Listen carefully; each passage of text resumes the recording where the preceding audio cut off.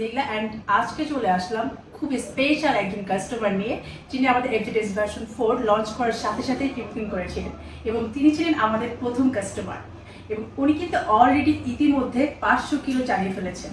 এবং আজকে আমরা স্যারের কাছ থেকে জানতে চাচ্ছি স্যারের ইউজার এক্সপিরিয়েন্স কেমন ছিল। স্যার প্লিজ শেয়ার করবেন। আসলে ইয়ামাহা বলতে গেলে এটা এমন একটা মোটরসাইকেল যেটার সাথে আসলে বর্তমানে বাংলাদেশে যতগুলো মোটরসাইকেল আছে কারোর সাথে তুলনা হয় না। যারা ইয়ামাহা চালাবে, বিশেষ করে FZS, তারা আসলে অন্য কোনো বাইকে কমফোর্টেবল ফিল করবে না। সবচেয়ে বড় বিষয়টা হচ্ছে আমাদের মোটরসাইকেল চালানোর জন্য যে জিনিসটা সবচেয়ে বেশি ইম্পর্টেন্ট সেটা হলো সেফটি।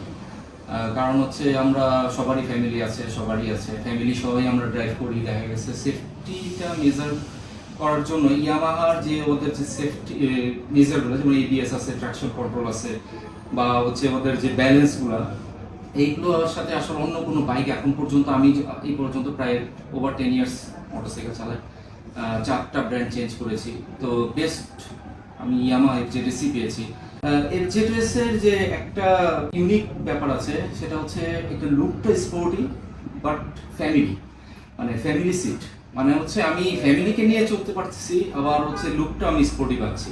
কারণ আসলে বেশিরভাগ মোটরসাইকেল এখন যে এগুলো বের হচ্ছে সব হচ্ছে স্পোর্টস টাইপের, যেগুলো হচ্ছে আমাদের বাচ্চা কাচ্চা নিয়ে আসলে ওঠার কোনো ওয়ে নাই, যেটা হচ্ছে আমাদের FZS আমি পাচ্ছি আসলে। আর যেটা V3 আমি এর আগে ইউজ করতাম, সেটা প্রায় 3 বছর ইউজ করেছি।